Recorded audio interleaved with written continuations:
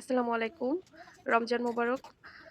অনেক আপুরা আছে যে সালোয়ারের যেগুলায় কোমরপটি আলাদা থাকে আর হচ্ছে কোমরে কুচি দেওয়া থাকে সেই সালোয়ারগুলা উনারা কুচিগুলা সব জায়গায় সমানভাবে দিতে পারে না।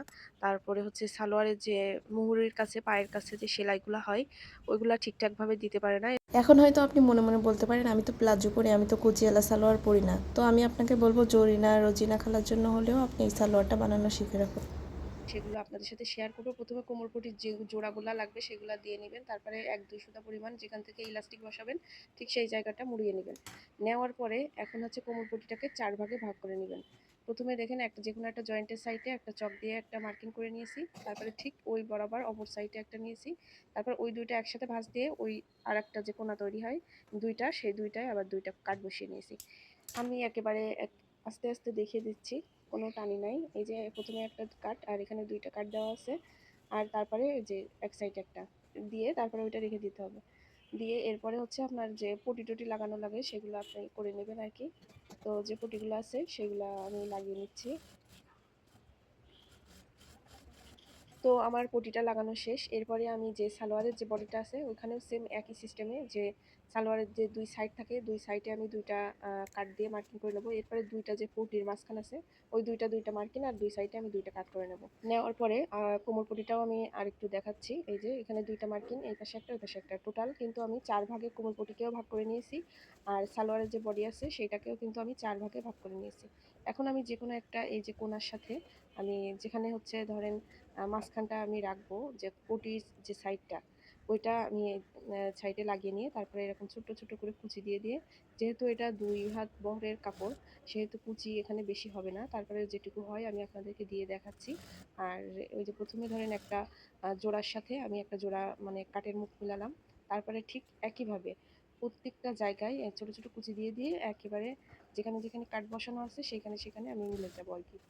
গেলে কিন্তু একেবারে পারফেক্ট সব জায়গায় একই রকম আপনার কুচি হবে। আমি আস্তে আস্তে যেখানে যেখানে কাট বসাইছি সেগুলো খুব আস্তে আস্তে আমি দেখিয়ে দেওয়ার চেষ্টা করতেছি আর কি।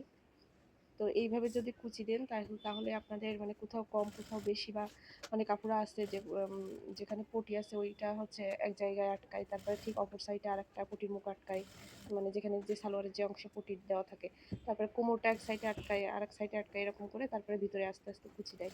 তো নতুন আপুদের ক্ষেত্রে এই সমস্যাটা হয় আর কি।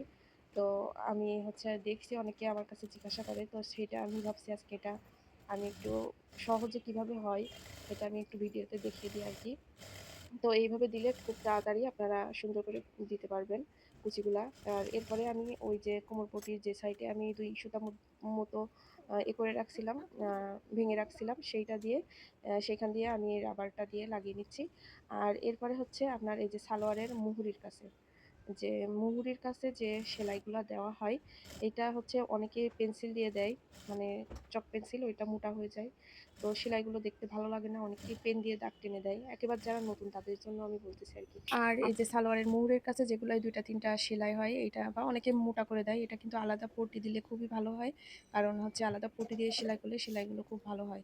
মানে ফিনিশিংটা ভালো আসে আরকি। এজন্য আমি এখানে যেহেতু ২-৩ টা সেলাই দিব সেহেতু একেবারে চিকন করে মানে একটা আলগি কাপড় লাগিয়ে নিচ্ছি। নিয়ে তারপরে আমি কিন্তু সেলাই দিচ্ছি। আপনারা সবসময় এই যে ফিট আছে না? এই ফিটের দিকে চোখ রাখবেন, হ্যাঁ? ওই ফিটটা দেখবেন ১ম এ ১ ফিট অনুযায়ী একটা সেলাই দিবেন। তারপরে আবার সেম ওই ফিটের দিকে নজর দিবেন। মানে মোটরসাইকেল গাড়ি চালানোর সময় যেরকম নজর সামনের দিকে দেওয়া লাগে, আপনারা সেম আ ফিটের একেবারে মাথার দিকে তাকায় থাকবেন, হ্যাঁ? ফিটটা কোন দিক দিয়ে যাচ্ছে।